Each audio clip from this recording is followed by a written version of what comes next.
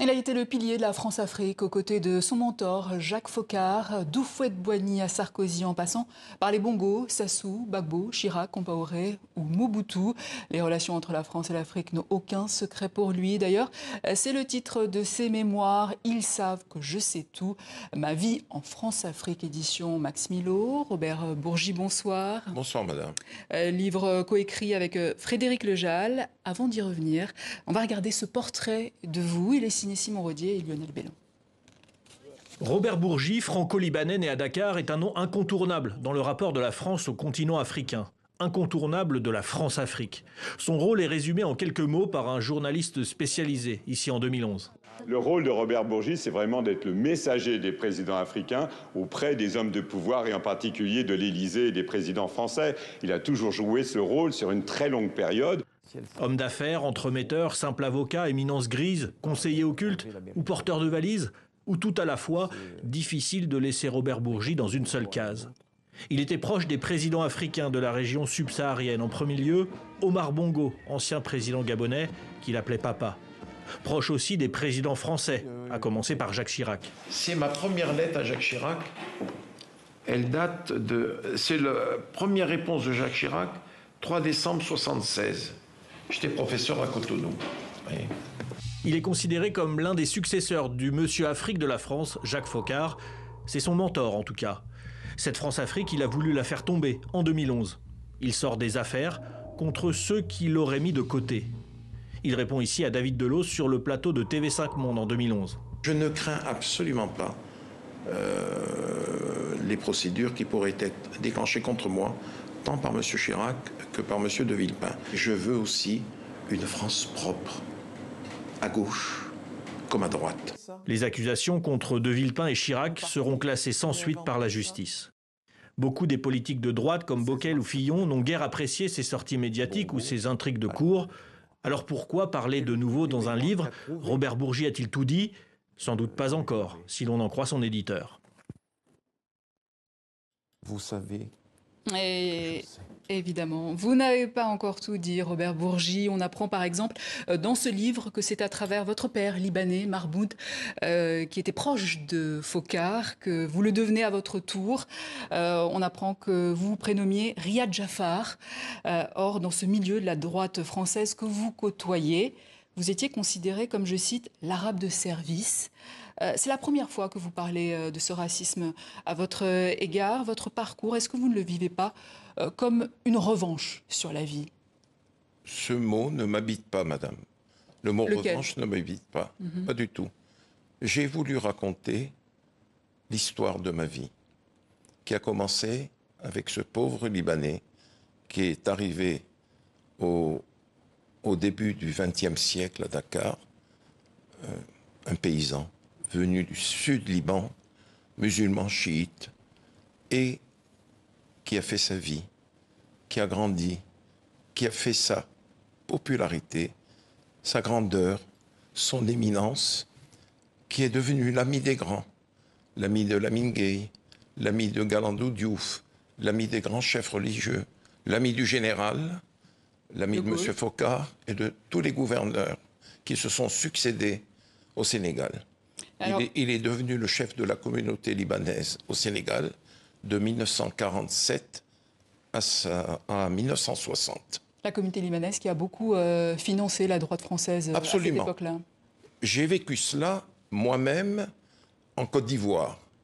Mes papas avaient commencé cela à partir de 1947, à partir du moment où il a serré la main au général de Gaulle. Alors vous dites que votre nom ne figure dans aucun des plus grands scandales liés à ce système de la France-Afrique, système où par exemple vous avez participé à acheminer près de 10 millions de francs français d'Houphouët-Boigny de 80 à 86 pour le fonctionnement du RPR, le parti de Jacques Chirac. Blaise Compaoré a fait venir ces 3 millions de dollars à Chirac et à de Villepin dans ses djembés. À partir de cette affaire des djembés, vous dites que ces pratiques commencent à vous rendre mal à l'aise.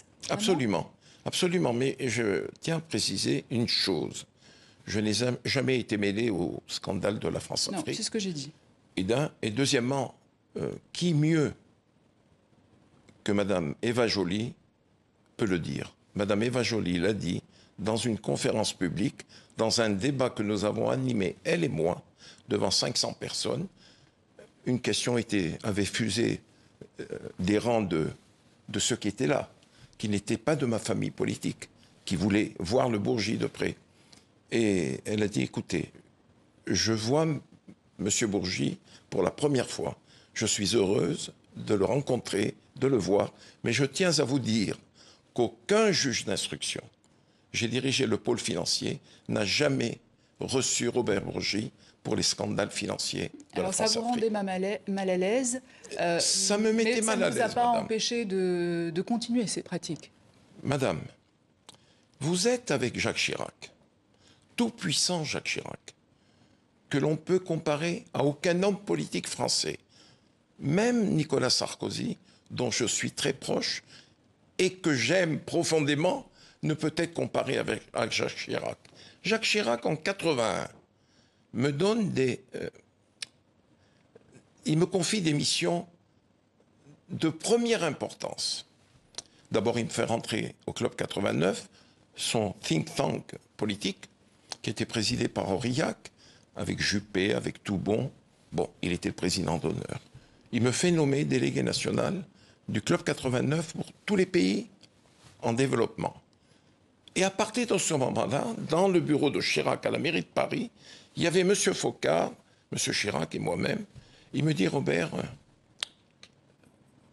Jacques Focard m'a dit ce que faisait votre père du temps du général et de M. Pompidou.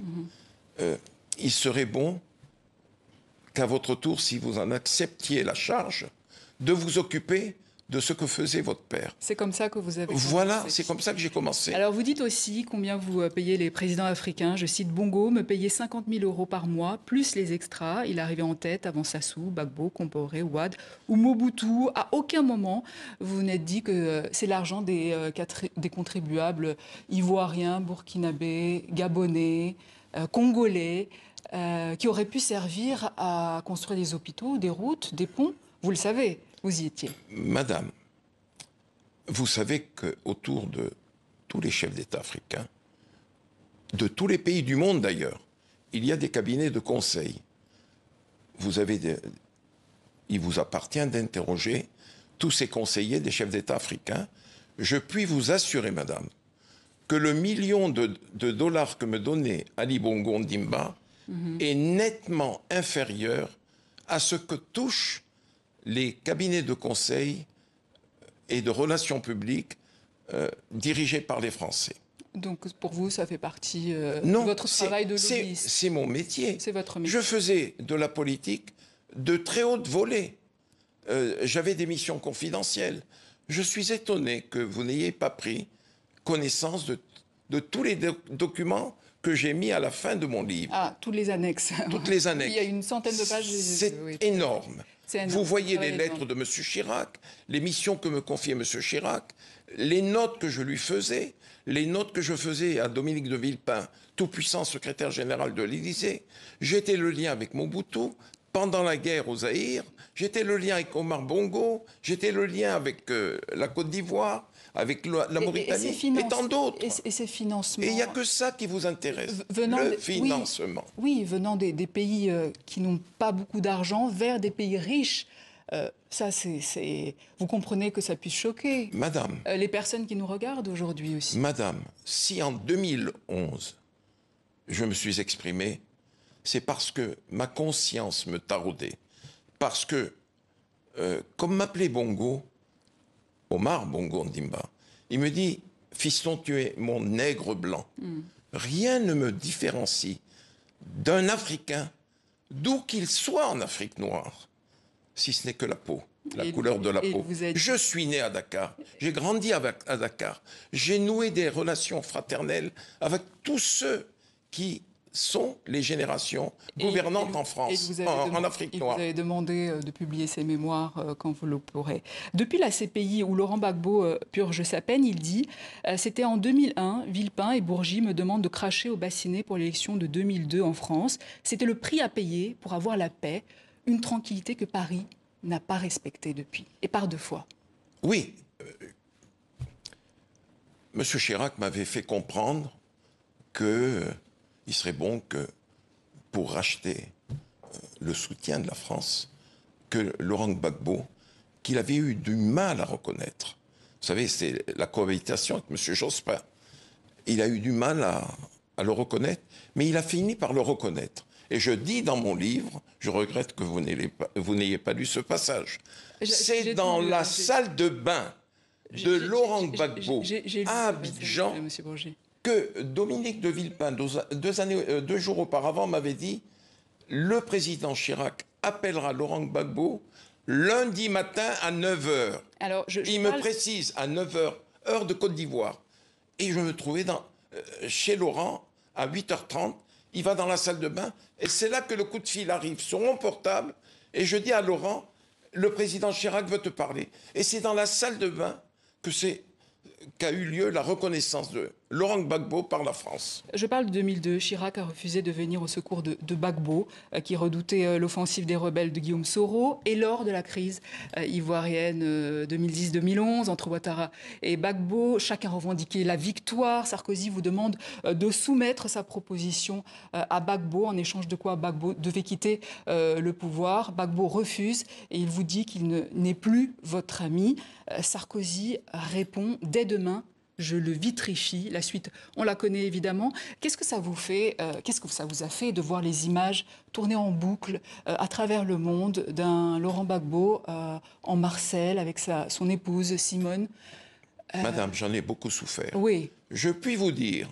Leur résidence a été bombardée par l'armée française, l'ONUCI et les troupes de Ouattara. Madame, lorsque le président Sarkozy m'a demandé de passer un coup de fil à Laurent, je savais très bien qu'en cas de refus de Laurent Gbagbo, ça pourrait être terrible.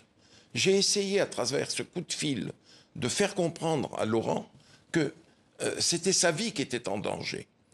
Et il m'a raccroché au nez. Il m'a raccroché au nez. Il m'a dit, bon, je t'ai assez parlé. Bob, il a raccroché. Si Claude Guéant était là, secrétaire général de l'Élysée, il vous confirmerait ce que je vais vous dire. J'ai éclaté en sanglots, madame, parce que je savais ce qui allait se passer. Je suis allé chez le président, bureau mitoyen. Sarkozy. Il me dit, président Sarkozy, bien sûr. Il me dit, alors, qu'est-ce qu'il a dit ton ami Gbagbo? J'ai dit, il a refusé ta proposition, président. Donc c'est un livre pour vous rabibocher avec Gbagbo aujourd'hui? Madame, je ne cherche pas à me rabibocher. À mon âge, je voulais laver ma conscience. Ce sentiment de culpabilité m'habite depuis la chute de Laurent, parce que je l'ai vécu. J'ai essayé d'attirer son attention. Il y a eu un événement. J'ai voulu, moi, empêcher Laurent Gbagbo de venir à Marcoussis pour les accords de Marcoussis. J'ai eu Eugène Alou, son homme de confiance, directeur du protocole, à mon cabinet. Je lui ai dit, Eugène, Laurent est encore à Abidjan. J'ai assisté à des réunions avec Dominique, avec le président. Attention, il ne faut pas que Laurent vienne. Interrogez Eugène Alou, il vous confirmera ce que je dis. Je lui ai dit, appelle-le en langue. Dis-lui en langue de ne pas venir. Laurent lui a dit, tu dis à Robert que je viens. Le courage m'habite, je viens. Et c'est là que Dominique de Villepin, Marcoussis, lui dit, je vais te tordre le bras. C'est inacceptable. Monsieur Bourgi, autre chose étonnante, on n'a plus que quelques minutes. Oui. On découvre dans ce livre votre proximité avec le patron du Canard enchaîné, Claude Angély, à qui vous avez donné pas mal d'informations. Je pense par exemple à l'affaire de l'appartement d'Alain Juppé en 95. Mais alors, les diamants de Bokassa, c'est vous aussi? Oh non, pas du tout. Pas du tout. J'ai connu Claude après 81. J'en ai été très proche. À 20 h, je lui parlais. J'ai passé 1 heure au téléphone avec lui. Mais vous oubliez une chose, madame. Je suis le témoin de mariage de Claude Angély avec Stéphanie Meignet. Donc Bokassa, c'est pas vous. Est-ce que vous direz, monsieur Bourgi, que la France-Afrique est finie aujourd'hui? Pour ma part, il est fini. Pour ce qui me concerne. Pour ce qui me concerne. Et j'assiste simplement, impuissant et triste, au déclin de la France en Afrique. Et tout ça à cause de l'arrogance de notre pays vis-à-vis des chefs d'État africains.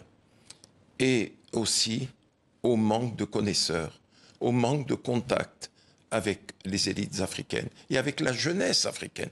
Madame, au moment où le Sénégal brûlait en 2021, 22, 23, je me promenais, moi, dans la Médina, où toutes les enseignes françaises brûlaient. Quand les jeunes manifestants me voyaient, « Ah, c'est tonton Bourgi, c'est le doyen Bourgi, grand-père ». Maintenant, je suis grand-père pour eux. Voilà, Merci. Ça c'est la satisfaction que j'en tire. Merci Robert Bourgi. Je rappelle le titre de votre livre, coécrit avec Frédéric Lejal, « Ils savent que je sais tout, ma vie en France-Afrique » aux éditions Maximilo. Et c'est ainsi que s'achève cette édition. Demain, retrouvez Dominique Chimbakala. À demain.